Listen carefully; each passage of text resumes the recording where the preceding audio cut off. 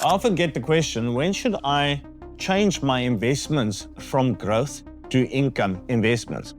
And now there's actually two things that we have to take into consideration here. When we talk about income investments, we can either talk about income portfolios, which is a low-risk portfolio specifically aimed at giving people an income from pension fund monies to ensure that they have a steady stream of income, not too much risk, and that their portfolio, if sufficient, will sustain them for the rest of their lives.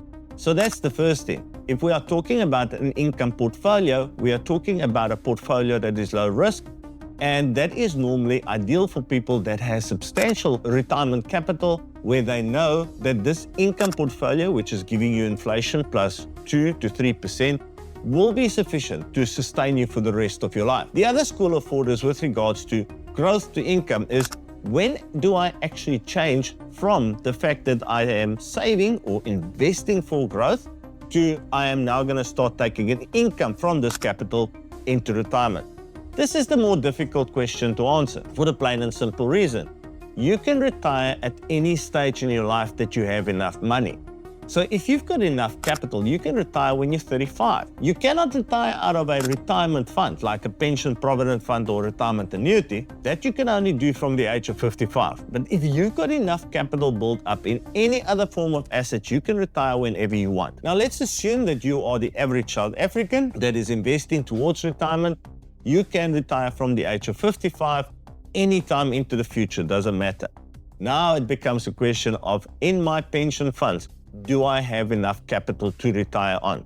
And that can only be determined by doing planning, because we have to go and look at what your expected life expectancy is and go and plan an income based on that. So a person retiring at the age of 55 with a life expectancy of 90 needs to have enough capital for 35 years. So you have to have substantially more capital than the person that's going to retire at the age of 65 or 70 that only needs income for 20 to 25 years. That is the more difficult decision, I believe, to make, is when you want to go into actual retirement and when you then change from capital growth into capital income. If you need planning with this, we are more than happy to assist you.